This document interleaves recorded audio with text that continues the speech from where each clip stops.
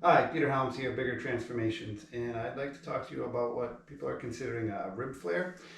I've had mine since I was maybe 10, 12 is when I noticed it. I actually even believe I got one on my right side, but from years of kind of pushing my stomach out, if you will, it's kind of masked it. I've noticed that there's, a ton of scar tissue up and along the rib cage. I always thought this is kind of was my xiphoid process here. I realize now that there's scar tissue in here. It's kind of whole area. It should be kind of hollowed out, but on myself, as long as I can remember, um, this area has been like a kind of hard fibrous tissue. I always assumed that it was my rib cage until recently when I started uh, breaking up the fibers and kind of researching it a little bit, and some people saying you can roll out on here and it'll decrease it, but unfortunately there's um, just so much scar tissue that develops on the rectus abdominis, because that's what's running through here, right? Uh, that there's no amount of kind of stretching that could ever basically take this away. I started doing it a little bit last night, was able to kind of get up underneath and start to break up some of the scar tissue. So that's what I'm going to do a little bit here. And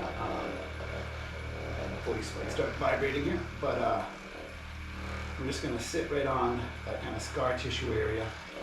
I'm going to work a little bit down onto the left side. I thought my right rib cage was fine for years, and always had a hard time developing my chest.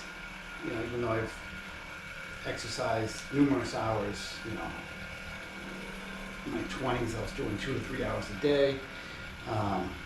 Always thought my chest was stubborn, so to speak, and I could develop muscle tissue really quickly in my arms and other areas of my body. I now realize that, as a child, most likely playing for baseball, I kind of developed this, and only end up tensing, and the muscle tissue shortens. And it shortens when we're younger, and I don't think we ever, I think a lot of us, we don't end up quite fully developing our bodies, especially our upper bodies. I was only afforded 1 year in high school of gym class, and then that was all extracurricular activities. And thinking back, a lot of those don't require tons of upper body strength. And I grew up in a small area, so we didn't even have a gym to go to. And my parents or nobody was into this kind of stuff, so I didn't start to get into it until about my 20s because of my injuries. And again, even looking back, I realized my lower body injuries were caused from muscle imbalances. Really, they were all non-contact. And I would keep spraining my ankle, and a lot of injuries start low and then they translate high later on in life. Almost everybody I'm finding and kind of researching through this starts off with some kind of lower body issue. It could be a knee, it could be an ankle, but if you think about it, it forms scar tissue, and unless we get in there and kind of break it up, it isn't going to fully heal. And then I'll get into the other part a little bit later. But for now, let's focus on this. So the vibrations will slowly start to break up that kind of tissue. I've also been trying to expand my upper body. A lot of us, myself included, shoulders down and back. And I realized the folly in this. Now I'm just kind of shortening all that tissue in the back, and my lats don't get to fully fire.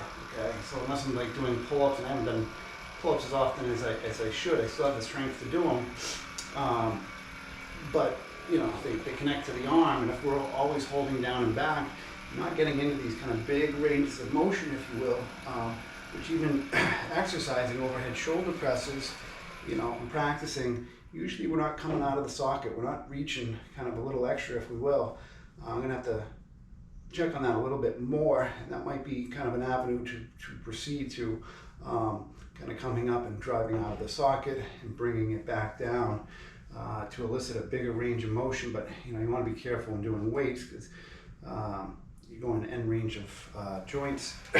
But honestly thinking, I think that might be the best kind of way, or kind of some kind of martial arts movements where we're opening and coming high, blocking movements, kind of reaching more. But again, even a lot of martial arts, when you're sparring or whatever, you're trying not to get to that full range. You're trying to keep it shorter. Maybe Tai Chi might be a better option. I don't know, I'll have to explore that stuff. But we really need to start moving our upper body into these bigger motion patterns to elicit full muscle activation. And a lot of weight training, stuff like that just doesn't get it. Even again, traditional kind of floor-based exercises, unless your arms are really spread out. That's why I'm kind of going back to the TRX. You can get some great stretches with that movement. But for now, I'm going to just kind of break this tissue up, so I'm going to go a little bit lower. Okay. You'd be amazed at how much scar tissue is in our abdominal area. I definitely was when I started this.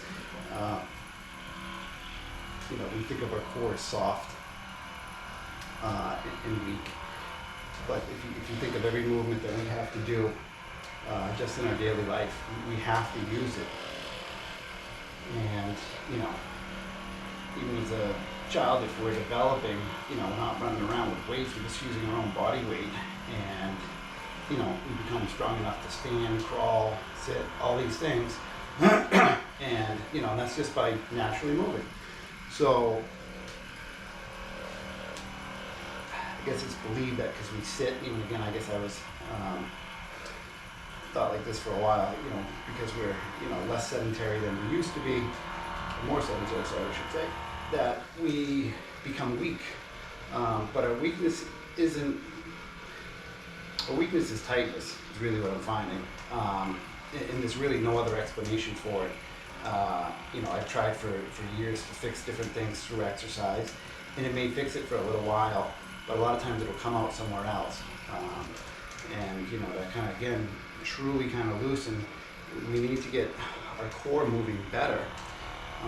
Unfortunately, because if the muscle is too tight in kind of some of these areas, such as our abdominal, rectus abdominis, external obliques, internal obliques, you can't really get those full stretches anymore. And what's required is to kind of maybe hold them for long periods of time, which most people are not going to do. And again, we're only as strong as our tightest muscle. So our next best option is to systematically start going through and loosening and finding our scar tissue. And once you kind of start this process and finding, kind of the sky's the limit on what you can do, and I'm kind of setting out to prove that we can fix pretty much anything. Now, if we kind of think of it in more of a mathematical way, instead of kind of blaming X, Y, and Z, or this muscle or that muscle, so our serratus comes over here. That could be another reason for the rib flare. Again, especially if our shoulder isn't moving all the way, all through these ranges of motion, and they shorten, so that can, sticks to the rib cage, so it can start to distort it. And if you look at it, it comes up underneath kind of the armpit here, and then pretty much goes all the way down. It's kind of a spider web, but it really has no backbone.